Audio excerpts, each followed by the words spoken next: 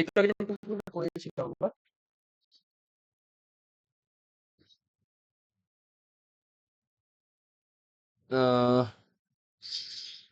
Pleuritis পর্যন্ত পড়েছিলাম। এবার আসে হলো ব্রঙ্কোজেনিক কার্সিনোমা বা ব্রঙ্কোজেনিক কার্সিনোমা থেকে আমরা এখন শুরু করবো। হ্যাঁ, কার্সিনোমা, ব্রঙ্কোজেনিক কার্সিনোমা। অলরেডি এখান থেকে ও এম এ এই শব্দের অর্থ হলো ক্যান্সার। ও এম এ,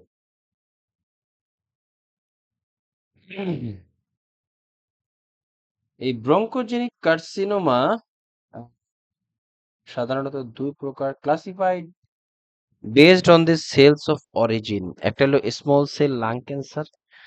এই স্মল সেল লাং ক্যান্সার এটা মানে মোস্টলি ফর স্মোকারদের জন্য, লিখে রাখতে পারো। স্মল সেল লাং ক্যান্সার এটা মোস্টলি স্মোকার্স আক্রান্ত হয়, প্রায় 15%।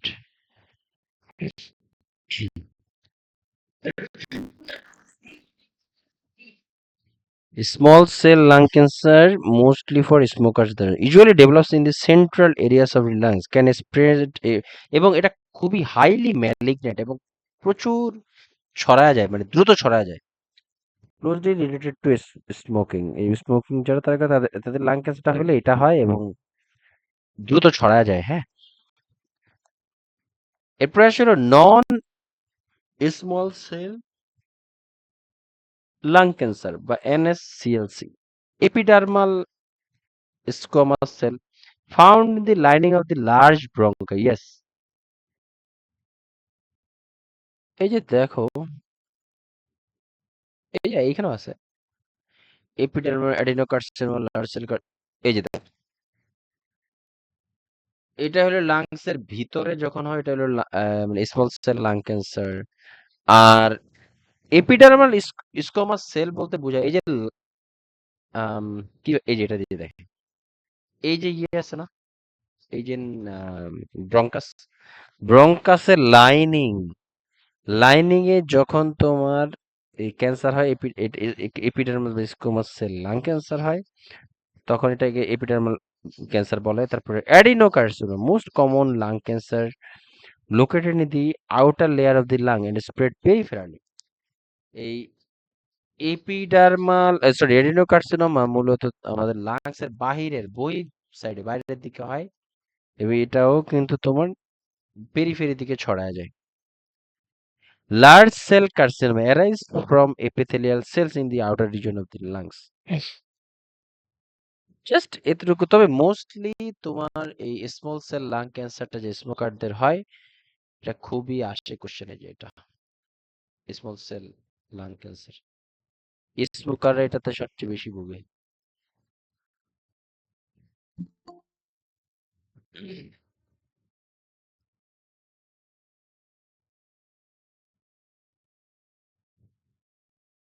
রিস্ক ফ্যাক্টর কি?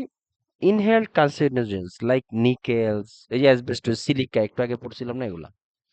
Main over 40, 1 out of every 10 smokers.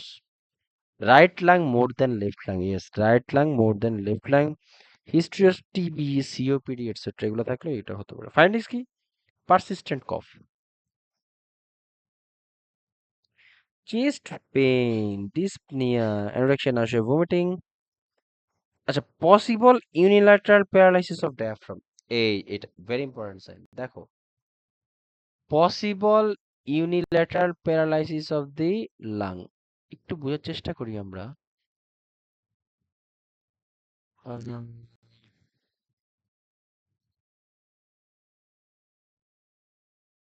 Possible unilateral paralysis of the lung, আচ্ছা এই ছবিটা একটু বোঝার চেষ্টা করো।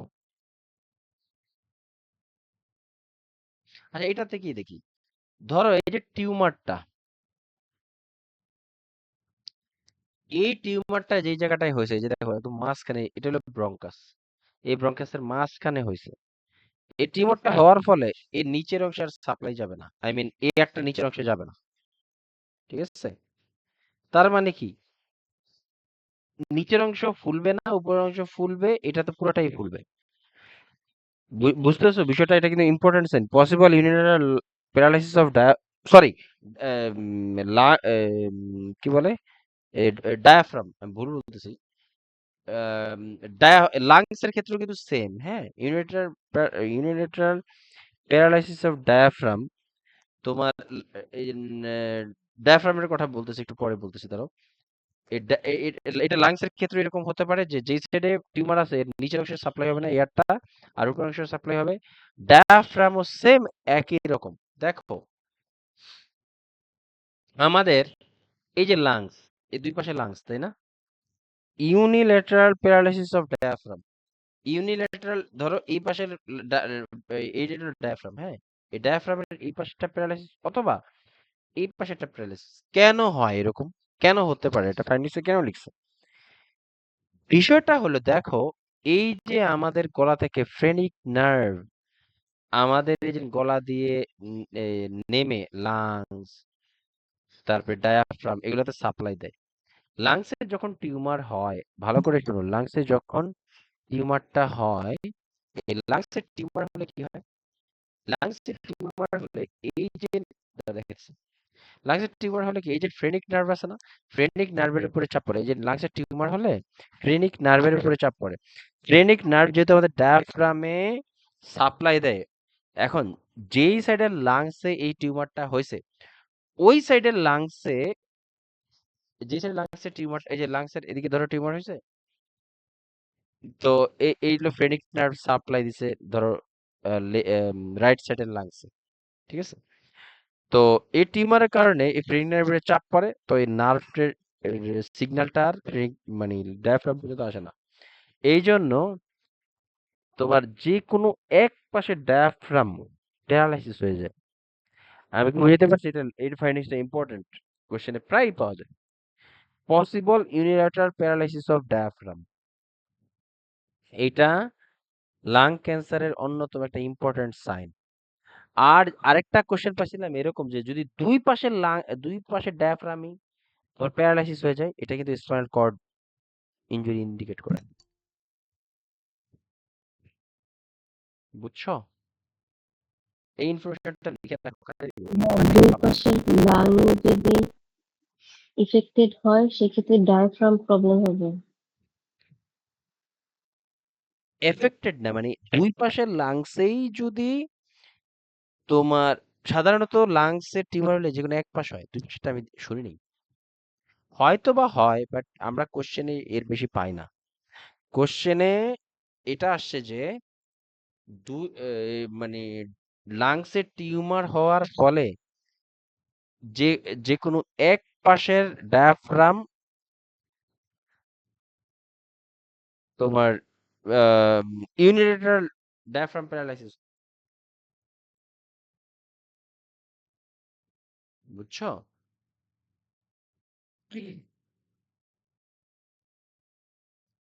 আর দুই পাশের ডায়াফ্রামে যদি প্যারালাইসিস হয়ে যায়, এটা spinal cord injury injury indicate করে। লিখে রাখ, এটা আমরা পাবো। নিউরো এখনো পড়া নেই তো, নিউরো পড়ালে এটা বুঝতে পারবো। আমার এটা টাফ কিছু না এটা। এরপরে আরেকটা প্রবলেম হয় যেটা হলো সুপেরিয়র ভেনা কাভা সিনড্রোম। এটা কয়েকদিন আগে আমি কোর্সের প্র্যাকটিস করার সময় পেয়েছি। সুপেরিয়র ভেনা কাভা সিনড্রোম, দেখো এই পাশে কিন্তু লাংসটা থাকে, তাই না? এই পাশে একটা, এই পাশে একটা।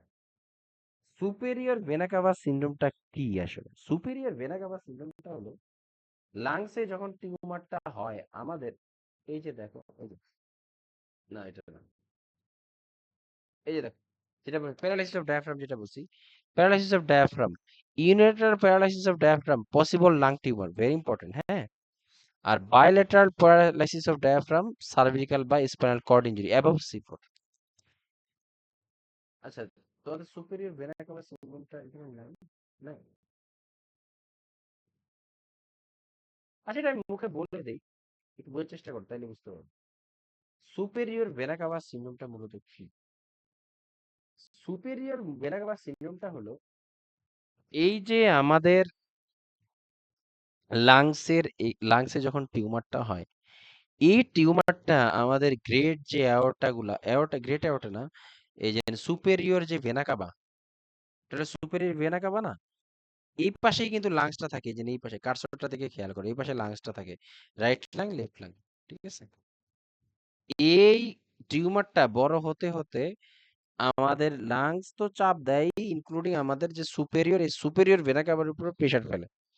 তো সুপেরিয়র ভেনা কাভারের উপরে যখন প্রেসার ফেলে, ফলে কি হয়, সুপেরিয়র ভেনা কাভা এই ব্লাডটা আসে কোত্থেকে, বডির আপার সাইড, মানে মুখ ঘাট টাট এগুলা থেকে আসছে, তাই না?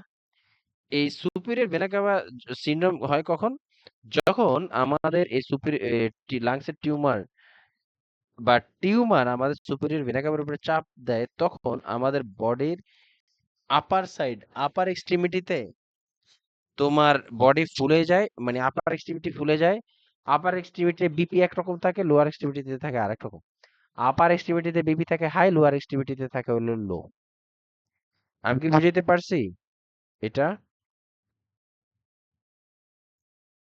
কেন আপার এক্সট্রিমিটিতে হাই প্রেসার এবং থাকে, তারপরে বডি ফুলে যায় কেন? কি মনে হয় বলো তো? কমন সেন্স খাটাও। ওই যে সুপিরিয়র ভেনার কাভার প্রেসারটা বেশি পড়ে তখন ওই আশপাশে যেটাকে ব্লক করতে চেষ্টা করে এই কারণে। ইয়েস। আর এটা দিয়ে তো উপরের সাইডেই ব্লাড ব্লাডটা, সাপ্লাই যাবে সেই কারণে। না উপরের থেকে ব্লাডটা আসে নিচে, এখন যেই জায়গায় এসে পড়বে উপরের থেকে, এই যে দেখো ব্লাডটা এসে তো পড়বে এই জায়গায়, এই যে রাইট এট্রিয়াম না, উপরের থেকে ব্লাড গুলো এসে তো এই জায়গায় পড়ে, এই জায়গায় টাইট হয়ে আছে, তার মানে উপরে থেকে ব্লাড কি আসতেছে, টোটালি আসতে ঠিক মতো আসতে পারতেছে না, ফলে কি উপরের দিকে বিপি হাই হয়ে যায়, উপরে বডি ফ্লুইড অ্যাকুমুলেটেড হয়ে যায়, বডি ফুলে যায় উপরের সাইডে, আর লোয়ার সাইডে নরমাল থাকে। মানে বডির আপার পার্ট থাকে একরকম, নিচের পার্ট থাকে আরেক রকম। এটা হলো সুপিরিয়র ভেনা কাভা সিনড্রোমের ইম্পর্টেন্ট একটা ফিচার। এটা লাং ক্যান্সারে খুবই হতে পারে। তারপরে ইউনিল্যাটারাল হুইজিং। ইয়েস, দেখো লাং ক্যান্সার সাধারণত এক পাশেই হয়, আমার মনে পড়ছে বলছি। ইউনিল্যাটারাল হুইজিং, যেই পাশে টিউমার হয়েছে ওই পাশে হুইজিং হয়, হুইজিং সাউন্ড, বাঁশির মতো সাউন্ড হবে, হ্যাঁ। কারণটা কি, কারণ যেই পাশে যে তোমার ওই যে যেমন দেখ, এই জায়গায় টিউমারটা হচ্ছে, এই যে টিউমারটা হচ্ছে,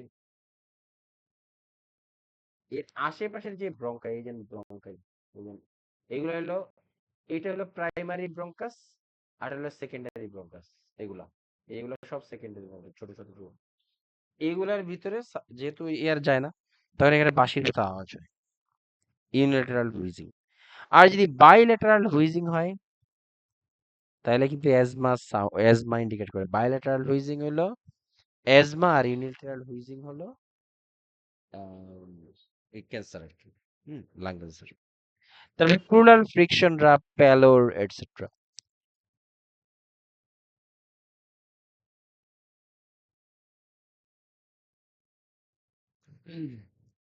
আচ্ছা, সুপিরিয়র ভেনা কাভা সিনড্রোম কি সবাই ক্লিয়ার? কারো কোনো ডাউট আছে এখানে সুপিরিয়র ভেনা কাভা সিনড্রোম সম্পর্কে?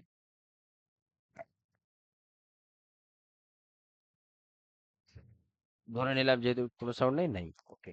এবার আসলে আরেকটা প্রবলেম, এটা আমরা ম্যাটারনিটি প্রায় পড়ি, সুপাইন হাইপোটেনসিভ সিনড্রোম। এটাকে ইন ইন কি ইনফেরিয়র ভেনা কাভা সিনড্রোমে বলা হয়।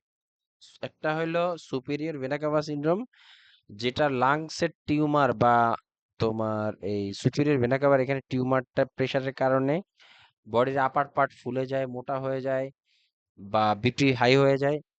আরেকটা হলো সুপাইন হাইপোটেনসিভ সিনড্রোম বা ইনফেরিয়র ভেনা কাভা সিনড্রোম। এটা হয় হলো প্রেগনেন্ট মহিলাদের। এটা কেন হয়, কারণটা হলো দেখো, একটা ফিটাস, পেটের ভিতরে ফিটাসটা যখন বড় হয়, পেশেন্ট যদি সুপাইন পজিশনে শোয়, এই ফিটাসটা সরাসরি আমাদের এই অ্যাওর্টার, মানে এই যে লোয়ার এক্সট্রিমিটির দিকে যে সাপ্লাই গুলা যায়, এটার উপরে চাপ দেয়, বিশেষ করে ডিসেন্ডিং অ্যাওর্টা। এই যে দেখো, এখানে তো সাপ্লাইটা দেখানো নাই সুন্দর করে, এই এখান দিয়ে নিচের দিকে নেমে যায় না? তো একটা পেশেন্ট যদি, মা যদি এরকম সুপাইন পজিশনে শুয়ে থাকে, এই বেবিটা সরাসরি ওই ডিসেন্ডিং অ্যাওর্টার উপরে চাপ দেয়, পরে কি লোয়ার এক্সট্রিমিটিতে ব্লাড ঠিক মতো যায় না, এবং লোয়ার এক্সট্রিমিটি যায় ফুলে, এবং লোয়ার এক্সট্রিমিটি ইয়ে হয়ে যায়, তখন কি বলে, বিপি হাই হয়ে যায়। এই জন্য এটাকে বলা হয় supine hypotensive syndrome, sorry, BP কমে যায়, সুপাইন হাইপোটেনসিভ সিনড্রোম বা ইনফেরিয়র ভেনা কাভা সিনড্রোম। তাহলে এটার ম্যানেজমেন্ট কি একদম খুব সিম্পলি গেস করা যায়।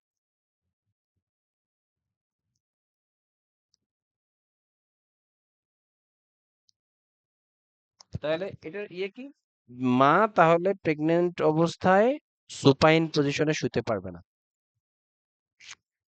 ঠিক আছে, সাইড লাইং পজিশনে শুতে পারবে।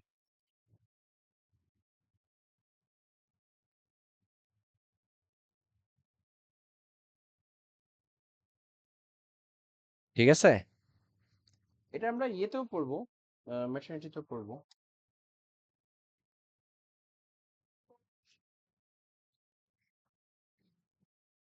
তো এবার আসি হলো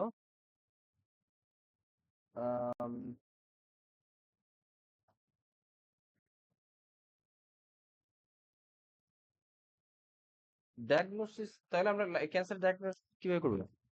chest X-ray, sputum cytology, lymph node biopsy, biopsy সবচেয়ে ভালো ইয়ে পাওয়া যায়, ব্রঙ্কোস্কোপি, থোরাসিনথেসিস এটসেট্রা। ম্যানেজমেন্ট কি, রেডিয়েশন, কেমোথেরাপি, সার্জারি। বুঝছো, রেডিয়েশন, কেমোথেরাপি, সার্জারি। যদি আমরা ক্যান্সারের বিষয় এখানে খুব বেশি পড়বো না। তো আজকে এই পর্যন্তই।